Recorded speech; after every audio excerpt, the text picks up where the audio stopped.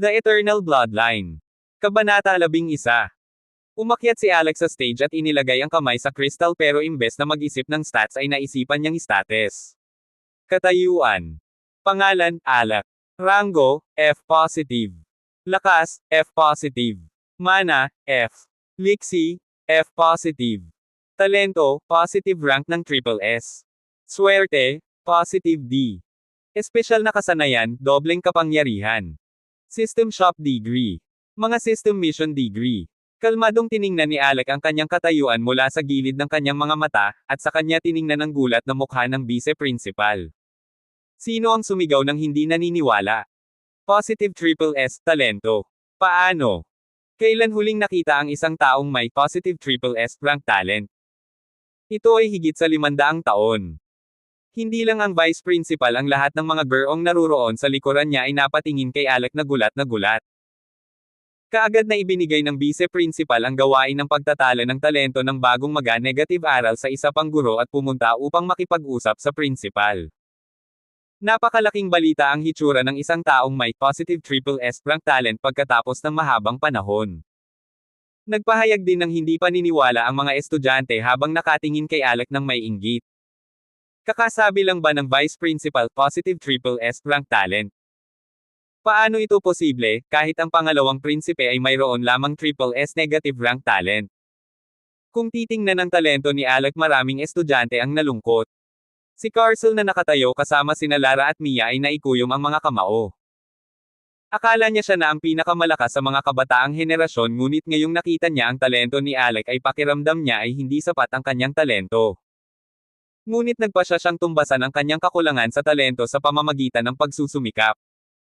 Tumingin din si Lara kay Alec na may seryosong ekspresyon. First Carcel, now Alec, both of them have triple S rank talent and here I was happy with only double S rank talent. It seems I need to work hard. Maging si Mia ay naramdaman na namutla ang kanyang talento kumpara kina Carcel at Alec. Sa kabilang banda, umiling si Kyle na may mapait na ngiti. Naisip na niya na sapat na ang talento ni Carcel ngayon maging si Alec ay may triple S rank talent.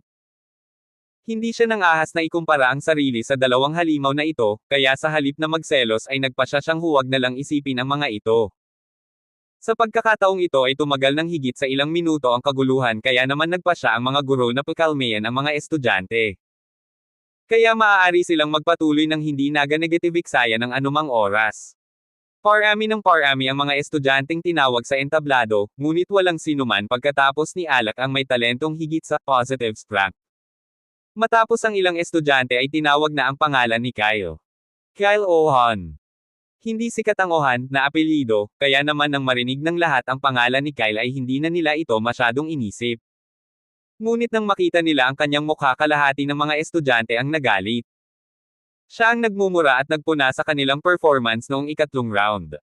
Napatingin din sina Alec at Carcel kay Kyle pero imbes na galit ay na-negative curious sila, naalala nilang nakita nila ito noong una at ikalawang round.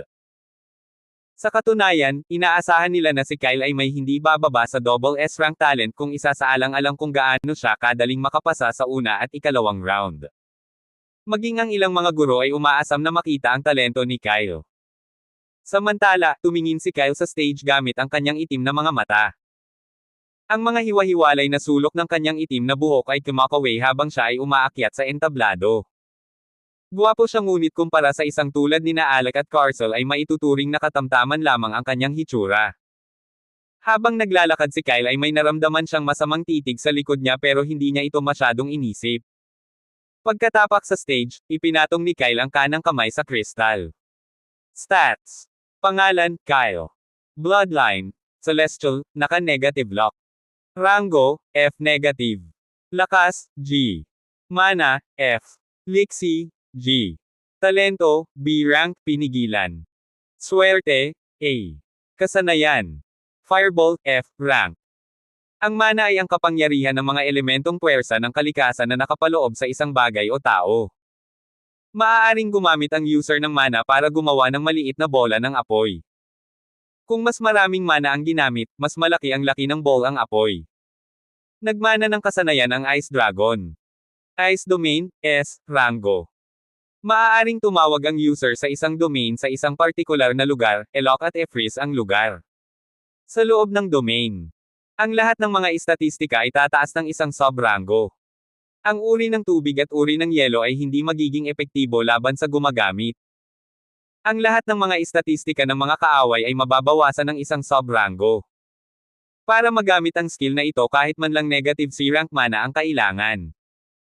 Sinulyapan ni Kyle ang lahat ng stats niya sa gilid ng mga mata niya, natigilan siya. Dalawa sa kanyang mga istatistika ay G rank, na masasabing pinakamababang rango. Ngunit ang pinakanabigla sa kanya ay ang S rank skill. S rango ang mga kasanayan ay tulad ng bihira sa paghahanap ng double S rank talento. Ngayon ay naunawaan na niya kung bakit ang vice-principal ay impyerno na ipasok siya sa academy. Napatingin ang isa sa mga guro kay Crystal na nagpapakita ng mapusyaw na dilaw na kulay at napatulala. B. Rango.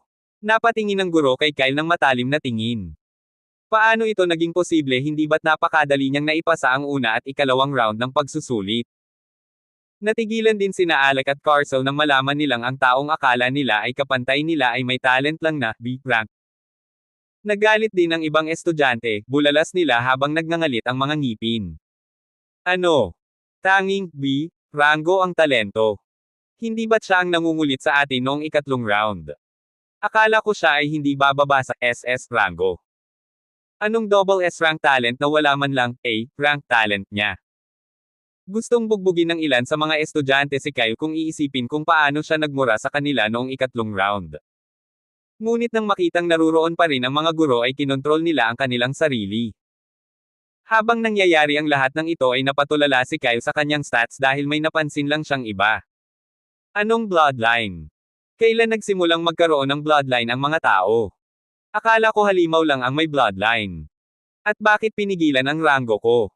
Libo-libong katanungan ang pumapasok sa utak ni Kyle. Bumibilis ang tibok ng puso niya dahil kung ipapakitang pinigilan ang kanyang rango ibig sabihin kaya niyang tumaas ang kanyang rango. Nabigla siya sa kaibuturan at pagkatapos ng ilang minutong pagkabigla, natuwa siya. Excited dahil kung kahit papaano ay madidagdagan niya ang kanyang talento siguro ay makakalaban niya ang mga tulad ni na Carcel o Alec. Napatingin sa kanya ang teacher na nakatayo sa harap ni Kyle, natigilan si Kyle na nakatitig kay Crystal matapos marinig ang malamig na boses ng guro. Pwede ka nang umalis. Gustong magtanong ni Kyle tungkol sa bloodline na ipinapakita sa kanyang mga istatistika, ngunit pinigilan niya ito dahil hindi siya nagtitiwala sa sinuman upang sabihin sa kanila ang isang bagay na tulad nito. Sa gitna ng lahat ng ito, ang isang bagay na hindi napansin ni Kyle ay ang kanyang lock stat, which was A rank. Ang pinakamataas sa lahat ng mga estudyante. Hindi lang mga maga-negative aral kung ikukumpara baka ang estado ng swerte niya ang pinakamataas sa buong kaharian. Matapos maitala ang talento ng lahat, ibinigay ng mga guro sa mga estudyante ang kanilang mga identification token. Ipinaliwanag din nila ang ilang mga patakaran tulad ng pagpatay, pakikipag-away, pagnanakaw, o iba pang masasamang gawain na ipinagbabawal sa loob ng academy. Kung mayroong isang bagay na hindi malulutas ng hindi nag-aaway, pagkatapos ay pinapayagan kang hamanin ang isa't isa sa loob ng academy arena. Ang mga alituntunin ay napakahigpit na kahit ang mga marangal na titulo ay walang silbi. Bukod sa paparusahan ng academy ang mga maglakas loob na lumabag sa mga patakaran. Ang magandang bagay ay pinahintulutan ang mga maga-negative aral na laktawan ang mga klase gaya ng gusto ng marami na magsanay sa pag-iisa, ngunit ang lahat ay kinakailangang tapusin ang mga misyon na itinalaga ng academy bawat buwan. Ang mga misyon na ito ay nagbibigay ng mga puntos, na maaaring ipagpalit sa pera, artbook, kasanayan, o iba pang bagay sa loob ng academy. Isang batang guro ang nagbigay sa mga estudyante ng paglilibot sa academy. Napakalaki ng Royal Academy at dahil ngayon ang unang araw, kailangan na lang ng mga estudyante na magparehistro sa loob ng main building para malaman ang mga nakatalagang dorm. Maaari din nilang suriin ang kanilang mga klase na naka-schedule sa pangunahing gusali. Pagkatapos ng ilang oras na pamamasyal sa paligid ng academy, umalis ang lahat ng mga estudyante para magparehistro sa pangunahing gusali.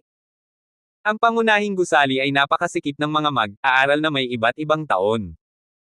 Dumaan si Kyle sa napakaraming tao at nakakita siya ng malaking board na hindi kalayuan sa kanya na nagpakita sa kanya ng schedule ng klase. Isa pa, may malaking receptionist desk sa tabi ng board.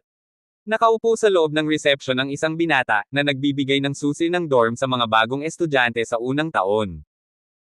Matapos makuha ang susi mula sa receptionist, pumunta na ang lahat ng estudyante sa mga dorm nila para magpahinga. Halos lahat ay pagod dahil sa huling 3 araw na masyadong hektik. Kumuha din si Kyle ng susi sa receptionist at pumunta sa dorm niya. Maliit ang dorm room na may single bed sa gitna, aparador, at maliit na desk sa isang sulok. Sandali siyang umupo sa kama pero excited na siyang matulog. Kaya naman imbes na magpahinga ay lumabas na siya ng dorm at pumunta sa Academy Library. Ang aklatan ay May 4 na palapag, kung saan ang unang palapag ay naglalaman ng pangunahing impormasyon tungkol sa mundo. Ang ikalawa hanggang ika-4 na palapag ay naglalaman ng iba't ibang ranggo na sining at kasanayan, na maaaring matutunan sa pamamagitan ng pagsusumikap. Ngunit upang makapasok sa anumang palapag maliban sa mga puntos sa unang palapag ay kailangan. Gayunpaman, wala si Kyle dito para sa mga kasanayan o sining. Gusto niyang malaman ang tungkol sa celestial bloodline na lumalabas sa kanyang stats. Kaya naman sapat na para sa kanya ang unang palapag na naglalaman ng impormasyon tungkol sa mundo. Sa huli, gustuhin man niyang pumasok sa ibang palapag ay hindi niya magawa dahil sa ngayon ay kulang siya ng puntos na makukuha lamang sa pagkumpleto ng mga misyon. Pumasok si Kyle sa library, wala ni isang kaluluwa ang naruroon sa unang palapag. Paminsan-minsan ay may mga estudyanteng pumapasok sa silid, aklatan, ngunit lahat sila ay pumupunta sa itaas na palapag sa halip na manatili sa unang palapag. Matapos hindi pansinin ang kahina-hinalang titig na nakukuha niya mula sa librarian ay nagsimulang maghanap si Kyle ng mga librong may kaugnayan sa bloodlines. Kahit na matapos lumingon sa paligid ng medyo matagal, wala siyang nakitang libro na naglalaman ng impormasyon tungkol sa mga taong may mga bloodline. Ngunit hindi siya sumuko at nagsimulang mangolekta ng mga libro na may kaugnayan sa mga bloodline ng halimaw. Pagkatapos mangolekta ng mahigit 20 libro, umupo si Kyle sa malamig na sahig sa likod ng isang bookshelf para hindi siya makita ng librarian. Sa sobrang abala niya sa pagbabasa ay hindi niya namalayan ang mahabang gabi na lumilipez. Kinabukasan ng madaling araw. Sa kasalukuyan, 8 AM na, at puno na ang Silida Negative Rally ng mga bagong mag-aaral sa unang taon. Dahil walang gustong malate sa first class nila. Ang Silidarilan ay kumikinang at walang bitik na maraming mga bangko at upuan sa isang tabi para sa mga estudyante. Sa mga nakaupong estudyante, ang pinakakapansin-pansin ay ang grupo ng 4 na estudyanteng nakaupo sa huling hanay. Paminsan-minsan maraming mga babae at lalaki ang sumusubok na sumilip sa 4 na individual at namumula. Ang 4 na ito ay walang iba kundi sina Alec, Carcel, Lara, at Mia. Ngayong papasok na sina Alec at Carcel sa silid, aralan, nakita sila ni Lara at iminungkahi na magkatabi, at sa kanyang pagtataka ay pumayag sila. At dahil walang kakilala si Mia maliban kay Lara sa klase, umupo din siya sa kanila. Maya-maya, pumasok na ang instructor sa classroom at tumayo sa likod ng podium. Inis kanya ang buong klase bago magsalita ng mahinahon. Ngayon ang unang araw mo, kaya walang magiging espesyal. Pero sana walang mag-slip sa klase ko. Sandaling dumaan ang mga mata ng instructor kina Alec, Lara, at ilang iba pa dahil narinig niya ang tungkol sa kanila mula sa vice-principal. Ipinatong niya ang kanyang kamay sa podium habang nakatingin sa mga estudyante. Ngayon, magsimula tayo sa pagdalo at pagpapakilala sa sarili. Ako si Eliza Park, ang iyong instructor para sa taong ito. Napatingin lahat ng student sa instructor, alam nilang lahat kung sino siya. Ang Eliza Park ay isa sa mga sikat na ranker mula sa huling henerasyon. Sa kasalukuyan, siya ang pinakabata, positive, rango sa buong kaharian habang 36 na taong gulang pa lamang. Maganda si Eliza na may mahabang itim na buhok at magandang figure ngunit kilala siya sa pagiging malamig at walang awa. Inalis niya ang kanyang mga kamay sa podium at kinuha ang attendance sheet na nasa ibabaw ng podium. Dahil ito ang iyong unang araw, hindi ko masyadong aabutin ang iyong oras. Alam kong pagod kayong lahat dahil sa hindi sapat na tulog nitong nakaraang 3 araw. Kaya gagawin kong maikli ang unang aralin. Sige, attendance muna tayo. Pagtingin sa attendance sheet ay mabilis na nagsimulang tumawag ng mga pangalan si Eliza. Lily. Matapos marinig ang kanyang pangalan na tinatawag ang estudyante ay masigasig na nagtaas ng kanyang kamay at sinabi sa malakas na boses. Present. Tumingin si Eliza sa estudyante at tumango bago ito nagpatuloy. Kabanata 12. Alec. Present. Mia. Present. Kyle. Tumingin si Eliza sa mga estudyante at nagtaas ng boses matapos walang marinig na tugon. Kyle Ohan. Wala ba si Kyle? Nagkatinginan ng lahat ng estudyante, alam nilang lahat si Kyle dahil nag-iwan ito ng masamang impresyon sa kanila noong huling round ng entrance test. Pero walang umaasa na a-absent siya sa unang klase. Tumingin si Eliza sa klase at kumunat ang noo ngunit hindi siya nagkomento dito dahil pinapayagan ng mga estudyante na lumiban sa klase. Kyle Ohan. Tatandaan ko ang pangalang ito para makita kung sino ang matapang na lumiban sa unang klase. Writing absent in front of Kyle's name nagpatuloy siya sa pagdalo. Iyon lang para sa araw na ito, kilalanin ang iyong mga kaklase at libutin ang mga lugar ng pagsasanay upang maging pamilyar ka. Matapos isara ang attendance sheet ay lumabas na ng classroom si Eliza. Sa sandaling hindi na makita ang figure ni Eliza, ang lahat ng mga estudyante ay nagsimulang mag-usap ng tuwang-tuwa. Lalo na yung mga boys. Wow! Iyan ang pinakabatang, positives, ranker ng kaharian. Napakaganda niya. 9 love na yata ako. Paf, nakita mo ba mukha mo? Ang isang tulad niya ay hindi kailanman sumulyap sa isang talunan na tulad mo. Sa kabilang banda sa gitna ng chismis, tumayo si Alec at lumabas ng klase. Gusto niyang makita ang mga training area ng academy. Sa totoo lang, nababalisa siya dahil, nitong nakaraang buwan, hindi siya binibigyan ng anumang misyon ng system. Nais niyang maging malakas ngunit kung isasaalanga negative lang ang sistema ay hindi nagbibigay sa kanya ng anumang misyon, ang kanyang pag-unlad ay bumagal kumpara sa dati. Isang linggo na ang nakalipas sa wakas ay binigyan siya ng system ng isang misyon ngunit dahil ito ay lubhang kakaiba, hindi niya ito nagawang kumpletuhin. Misyon. Zo. Tulungan ng Celestial na bawasan ang epekto ng pagsugpo sa linya ng dugo. Rewards. 2 pinarami ng pagtaas ng mga sub-rango. 2 pinarami ng S-rank na mga kasanayan. Oras na natitira, pinarami ng. Hindi niya alam kung sino si Celestial. Saan niya siya hahanapin? Paano niya sila matutulungan sa Bloodline Awakening? Karaniwan, kailangan niyang kumpletuhin ang mga misyon sa loob ng isang takdang oras at kung hindi niya magagawa ay mabibigo ang misyon. Ngunit sa pagkakataong ito ay hindi siya binigyan ng system ng anumang limitasyon sa oras. Hindi man lang nagawang makipag-ugnayan ni Alex sa system, ang sistema ay isang kakaibang nilalang na natagpuan niya sa pinakamasamang panahon ng kanyang buhay.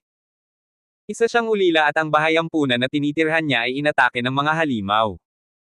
Namatay ang lahat ng batang nakatira sa ampunan dahil sa pag-aalsa ng halimaw. Sa oras na iyon, nang makita ang mga bangkay ng kanyang mga kapatid na lalaki at babae na si Alec ay tila kasalanan niya ang lahat. Kung malakas lang sana siya ay nagawa niyang protektahan ang mga mahahalaga sa kanya.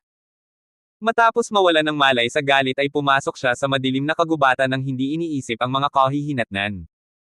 Kahit mahina siya ay wala siyang pakialam dahil gusto niyang maghiganti para sa kanyang mga kapatid. Namatay na sana siya sa kagubatan kung hindi niya sinasadyang magkaroon ng koneksyon sa sistema. Matapos maitatag ang koneksyon, ipinakita sa kanya ng sistema ang pagkawasak ng mundong kanyang ginagalawan. Isa itong eksenang hindi malilimutan ni Alex sa buong buhay niya. Ang mga maitim na ulap ay gumagala sa buong mundo, ang mga bangkay ay nakasalansan sa kung saan-saan, at ang tanging naririnig ay mga hiyawan at masakit na iyak na puno ng paghihirap. Hindi mahalaga kung bata, matanda o bata lahat ay namamatay. Ang mundo ay nasa bingit ng pagbagsak. Matapos makita ang isang mapang wasak na eksena, ipinangako ni Alex sa kanyang sarili na magiging malakas. Para mapigil niya ang pagkawasak ng mundo, at protektahan ang mga mahalaga sa kanya. At dahil din sa pagtulong sa kanya ng system, kaya naman madali siyang umakyat sa ranks. Sa ngayon ay mahina siya, at wala siyang magawa. Ngunit ang hinaharap na nakita niya sa pamamagitan ng sistema ay darating sa lalong madaling panahon at upang baguhin ang mapang wasak na hinaharap na kailangan niyang magtrabaho ng husto. Nang makita ni na Carcel, Mia, at Lara na umalis si Alec ay sumunod din sila sa likuran niya. Wala silang talento gaya ni Alec pero ayaw nilang magpabeya at sisihin ang lahat sa talent, dahil hindi naman lahat ang talent, kung hindi magsisikap kahit may talento ay hindi nila maaabot ang napakataas na taas. Paglabas nila ng klase, maraming estudyante ang nakasunod sa kanila dahil walang gustong maiwan. Ilang sandali pa ay pumasok na si Alex sa training area. Isang malaking bukas na lupa sa paligid ng laki ng 2 football field ang lumitaw sa harap ng kanyang paningin. Sa isang bahagi ng training ground, mayroong daan-daang dummies na perpekto para sa mga nakatuon sa malapit na labanan. Ang mga dummies ng pagsasanay ay gawa sa B-rank na material, isang napakatigas na metal na maaaring makatiis sa epekto ng isang A-rank na pag-negative take. At malayang makapagsanay ang mga maga-negative aral laban sa kanila nang hindi nababahala na masira sila. Sa kabilang panig, maraming bullseye target ang naruroon para sa mga dalubhasa sa long-range na labanan. Walang laman ang gitnang bahagi ng training ground, ibig sabihin ay wala ito. Karaniwan, ito ay isang lugar na magagamit ng lahat upang magsanay ng anumang kasanayan at sining na nais nilang sanayin. Matapos makita ang training ground, diretsyong pumunta si Alex sa mga dummies at nagsimulang mag-practice. Ilang minuto lang ay nakapasok na rin si Carcel sa training ground at nakitang si Alex ay nagtatrabaho ng husto, itinikom niya ang kanyang sibat at pumunta na rin sa mga dummies. Sa kabilang banda, sina Lara at Mia ay nagtungo sa malayong lugar. Pagkaraan ng ilang segundo, marami pang mga mag-aaral ang pumasok sa lugar ng pagsasanay at nagsimulang magsanay ng kanilang mga tiyak na kasanayan. Si Vice Principal George ay nakatayo sa gilid ng training ground na tinatanaw ang mga estudyante. Paglingon niya ay tumingin siya sa magandang babae na nakatayo sa tabi niya at sinabing, "Ano ang tingin mo sa mga bagong estudyante?" Nakatayo sa kaliwang bahagi, tumingin si Eliza sa paligid at itinuro ang ilang estudyante. Maraming promising na estudyante, pero ang nakakapansin sa akin ay sina Alec, Carcel, Lara, Mia, at Nine. Tumango ang vice principal ngunit tila may napansin siyang kumunat ang noo niya. Nang makitang nakasimangot ang vice principal, nagtanong si Eliza. Anong nangyari? Iniskan ng vice principal ang buong training ground bago sinabing, wala ang estudyanteng iyon. Tumingin si Eliza sa training ground at inisip si Kyle dahil narinig na niya ito sa vice principal. Yung kumuha ng S-rank skill noong entrance exam. Hindi nagsalita ang vice principal at tumango lang bilang sagot. Wala siya ngayon, pero hindi na kailangang maga-negative lala. Sa susunod na naruroon siya, sisiguraduhin kung alam niya kung ano ang ibig sabihin ng paglaktaw sa aking klase. Ngumiti si Eliza bago ilagay ang pangalang Kyle sa loob ng kanyang blacklist. Pero ang hindi niya alam ay hindi na niya makikita ang mukha ni Kyle sa lalong madaling panahon. Tumingin ang vice principal kay Eliza at bumantong hininga bago umalis. Sana imbes na si Kyle, si Alec ang nakakuha ng S-rank skill. Sayang naman. Samantala, si Kyle na hindi namalaya na inilagay siya ni Eliza sa blacklist niya, ay nagpatuloy sa pagbabasa ng mga libro tungkol sa bloodlines. Nakita na niya ang nagbabagang araw sa labas, ngunit dahil huli na ang lahat ay nagpasya siyang laktawan ng klase para sa araw na ito. Pagkatapos magbasa ng mga libro buong gabi, nakahanap si Kyle ng maraming kaalaman tungkol sa mga bloodline ng halimaw. Maaaring gisingin ng mga halimaw ang kanilang bloodline kapag sila ay nasa ilalim ng matinding pressure o kapag sila ay nasa hustong gulang na, ngunit ang oras upang maabot ang adulthood ay iba para sa lahat ng uri ng mga halimaw. Lahat ng impormasyong nahanap niya ay may kaugnayan sa mga halimaw kaya naman hindi sigurado si Kyle kung magiging kapaki-pakinabang ito para sa kanya. Gayunpaman, nagpasya pa rin siyang magpatuloy sa paghahanap ng higit pang impormasyon hanggang sa makakita siya ng kapaki-pakinabang. Makalipas ang isang linggo. Ang unang palapag ng sila-deklatan ay pareho pa rin ngunit ang isang bagay na mukhang wala sa lugar ay isang tiyak na sulok sa likod ng isang bookshelf. Tila may isang taong ginawa ang sulok na iyon bilang kanyang tahanan. Ang mga damit, ilang pagkain, sapatos, at iba't ibang pangangailangan ay inilagay sa tabi ng isang binata na patuloy na nagliligpit ng mga pahina ng dalawang magkaibang libro. Habang si Kyle ay abala sa pagbabasa, ang matandang librarian ay nakatayo sa kanyang kaliwang bahagi habang nakatitig sa kanya na may madilim na mukha. It's been a week since Kyle entered the library pero hindi siya nagpakita ng sign na aalis na siya, maliban na lang sa pag-alis niya o kung nagugutom na siya. Hindi niya pinansin ang presensya ng librarian. Itong batang ito, wala ba siyang klase? Ano ba ang binabasa niya? Isang linggo na akong walang tulog dahil palagi siyang nakaupo sa loob ng library. Bahagyang hinampes ng librarian si Kyle sa ulo bago hinawakan ito sa kwelyo gamit ang isang kamay. Og! Ano? Nagulat si Kyle nang bigla siyang binuhat ng librarian. Sinubukan niyang kumawala sa pagkakahawak ng matanda, ngunit masyadong malaki ang pagkakaiba ng lakas. Kahit na buong lakas ay hindi nagawang palayain ni Kyle ang kanyang sarili kaya naman hindi na siya lumaban at tinanggap ang kanyang kapalaran. Kakaiba ang tingin ng matanda kay Kyle na biglang tumigil sa pagpupumiglas. Kadalasan, ang isang taong papasok sa academy ay hindi bababa sa F-rank ngunit nakikita si Kyle na walang kapangyarihan, iniisip niya kung ang batang ito ay nasa F-negative rank. Inihagis ng librarian si Kyle sa labas ng silid-deklatan bago nagsalita ng nakangiti na hindi naman magalang. Libreng oras ng pagbabasa tapusin anak. Ngayon kung gusto mong pumasok muli sa silid-deklatan, magdala ka ng ilang puntos. Og. Napatulala na tumingin si Kyle sa librarian, hindi ba libreng gamitin ang unang palapag? Bakit bigla niya siyang itinaboy? Tumayo si Kyle at nag-negativize ng damit. Gusto niyang magprotesta ngunit nang makita ang ngiti ng librarian ay alam niyang mas mabuting umalis ng tahimik. Nagsimula na siyang maglakad papunta sa dorm niya. Mukhang hindi na ako makakapasok sa library, but it's okay, I already found something useful. Kahapon, habang nilalaktawan ng iba't ibang libro ay nakita niya ang isang larawan ng isang bulaklak na tinatawag na Red Snow Flower, na maaaring makatulong sa mga halimaw sa Bloodline Awakening.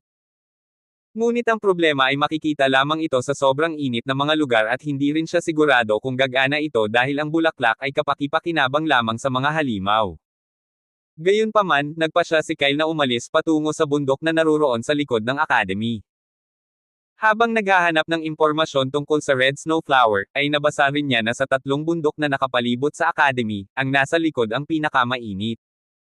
At kung kaya mong umakyat ng sapat na mataas, may pagkakataong mahanap ang Red Snow Flower. Pero dahil hindi siya makakaalis ng academy nang walang pahintulot, nagpasya si Kyle na magmisyon. Pagkapasok ni Kyle sa dorm ay naligo siya ng mainit. Dahil sa pananatili niya sa loob ng library ng 1 linggo, hindi siya naliligo. Paglabas ng shower ay sinulyapan ni Kyle ang kama na hindi pa rin nagalaw. Hay! Masyado akong na-excite at napabayaan ang pahinga ko. Matutulog ako buong araw pagkabalik ko. Saad ni Kyle sa sarili bago umalis papuntang mission hall. Abangan ang mga susunod pang kabanata ng The Eternal Bloodline.